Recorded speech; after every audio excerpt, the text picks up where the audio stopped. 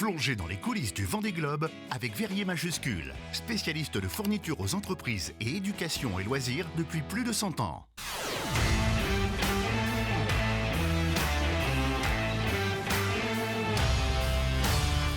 Et aujourd'hui, on va parler Wi-Fi, Internet, fibre, réseau. En bref, on va parler de tout ce qui est télécommunication installé par la société Orange sur le village.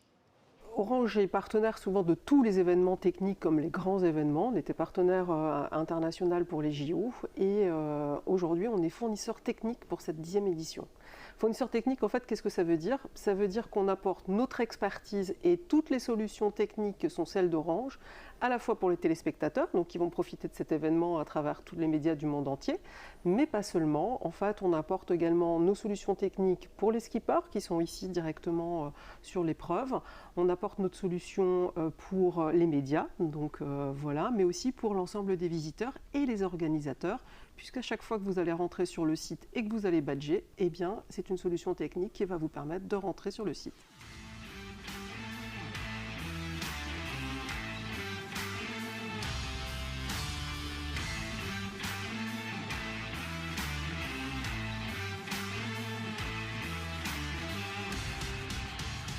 Et l'installation sur le PC Press donc, est dédiée que pour les journalistes. Le PC Press est organisé sur 2 étages et donc on fournit l'Internet pour une centaine voire 200 journalistes sur site. Combien de temps et combien de forces en présence ça nécessite d'installer correctement un réseau ici sur le Vendée Globe? Donc il y avait 6 techniciens de mobilisés par jour et on a commencé donc les installations à partir du 4 septembre. Donc ce qui nous fait pratiquement un mois et demi jusqu'à l'ouverture du village qui était le 19 octobre. Nous sommes désormais sur les pontons, Olivier, et Orange a sa part d'importance sur les pontons pour les skippers, si je comprends bien. Oui, effectivement, sur les pontons, on va diffuser un réseau Wi-Fi dédié aux teams. Et ça va être le même réseau diffusé dans la zone équipage où il y a les ateliers de chaque équipe. Et donc ça leur permet, sans se déconnecter, de passer des pontons à leur atelier et pouvoir en fait, travailler sereinement en utilisant le réseau. Olivier, on vient de s'arrêter à un point d'intérêt pour Orange, si je ne me trompe pas. Nous sommes toujours sur le ponton. Dites-nous tout. Tout à fait, on est encore sur le ponton. Et en haut de ce mât, on a installé une borne Wi-Fi qui permet en fait de diffuser au niveau d'un rayon tout autour des bateaux le réseau Wi-Fi nécessaire pour les équipages.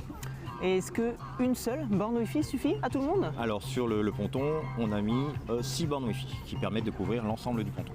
Et est-ce qu'on peut imaginer qu'un certain nombre de personnes peut se connecter en même temps sur ce réseau? Est-ce qu'on a une idée de cela? On peut avoir sur une borne Wi-Fi une centaine de personnes qui peuvent se connecter en simultané.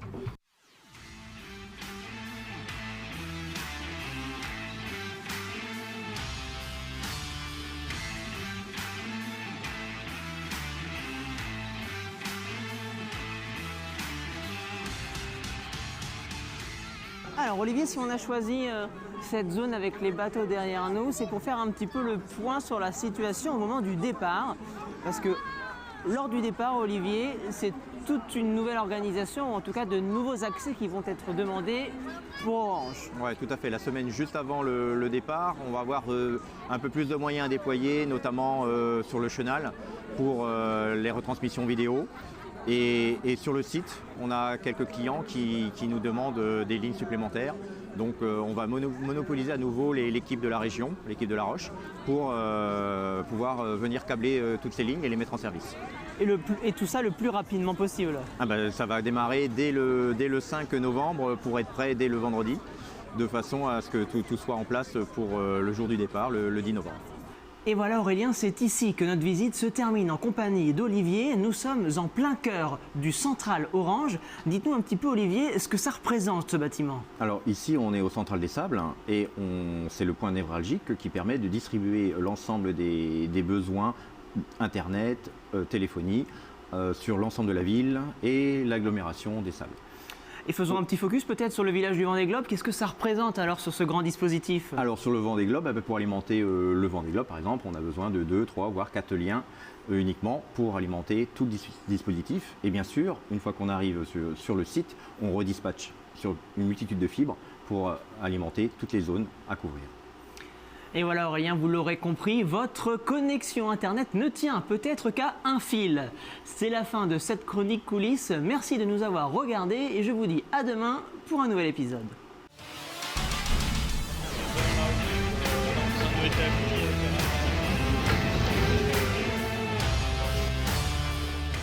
Verrier Majuscule, votre spécialiste de fourniture aux entreprises et éducation et loisirs, vous a proposé les coulisses du Vendée Globe.